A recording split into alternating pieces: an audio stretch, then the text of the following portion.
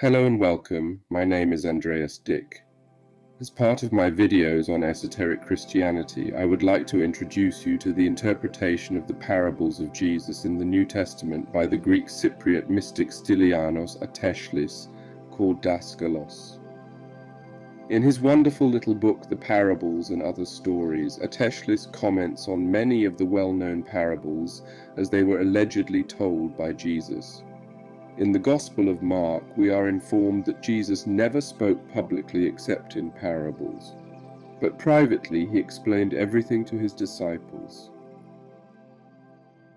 The interpretation of Jesus' parables from the New Testament by Daskalos is excellent for an introduction to esoteric Christianity.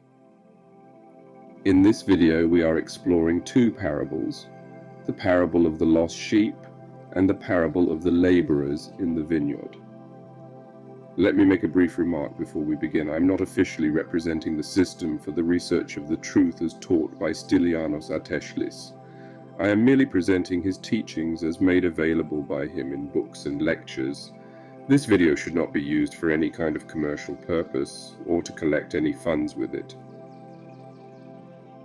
Let's start with the parable of the lost sheep from Matthew chapter 18 verses 12 to 14 in the King James Version. How think ye? If a man have 100 sheep, and one of them be gone astray, doth he not leave the 99, and goeth into the mountains, and seeketh that which is gone astray? And if so be that he find it, verily I say unto you, he rejoiceth more of that sheep than of the 99 which went not astray. Daskalos called this parable one of the best. He pointed out that the joy over finding the lost sheep did not mean that the shepherd cared less for the other 99 sheep. The other sheep were safe, they could wait a bit, but the lost one needed the immediate care and attention of the shepherd, and it made him extremely happy when he could save the one in danger. According to Daskalos, the Father in heaven, or the absolute infinite beingness as Daskalos, often called the mysterious all-encompassing divinity, is not disposed to let go of even one soul.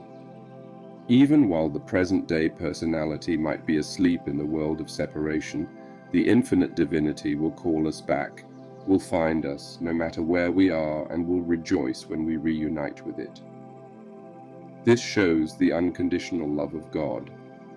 Daskalos finishes by saying that this parable should be read by all those who were preaching an eternal hell, as Christianity had suffered greatly from such stupidity and ignorance. We continue with the parable of the laborers in the vineyard.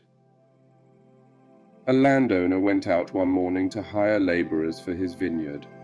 After agreeing to pay them the usual day's wage, he sent them off to work. 3 hours later, he saw more men standing idle in the marketplace and offered them to pay a fair wage if they went and joined the others in the vineyard.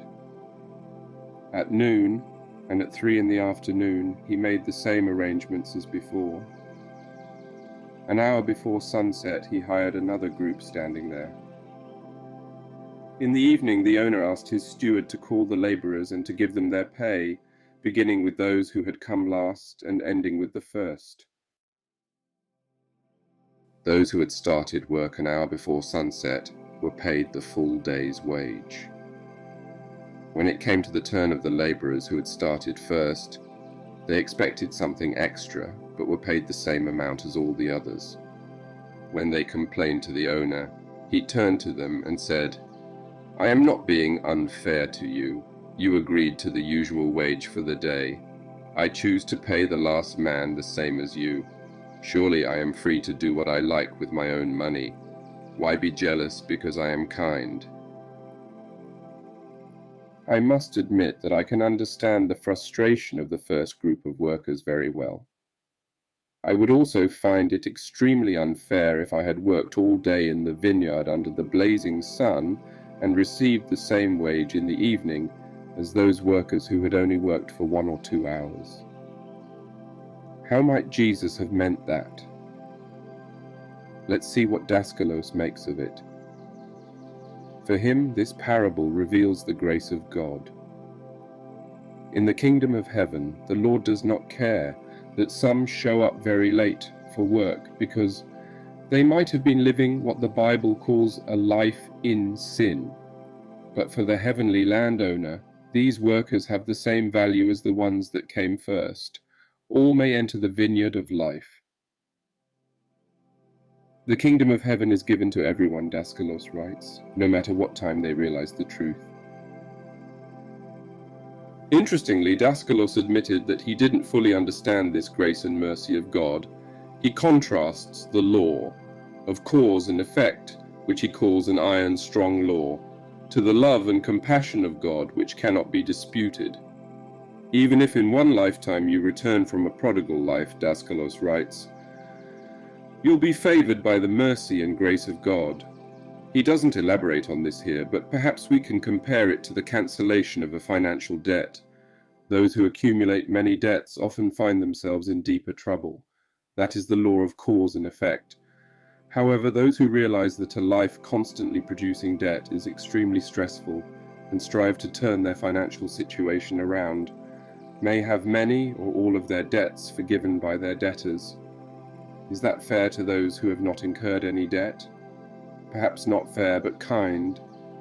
Haven't those who lived in debt for years already suffered enough? Those without debts were doing well anyway. Let us summarize. 1. Even while the present-day personality might go astray and get lost in the world of separation, the divine will look for us, find us, and rejoice when we reunite with it. 2. All self-conscious souls may enter the kingdom of heaven. It is given to everyone, no matter when they realize the truth. Both of these parables give us an idea of the love and compassion of the divine source of all life and consciousness for its creatures. I hope this video was beneficial for you. Please hit the like button if you found it useful. Subscribe for more insights and exciting content. Thank you so much for being a part of this transformational journey. May you be blessed with good health and serenity, today and always.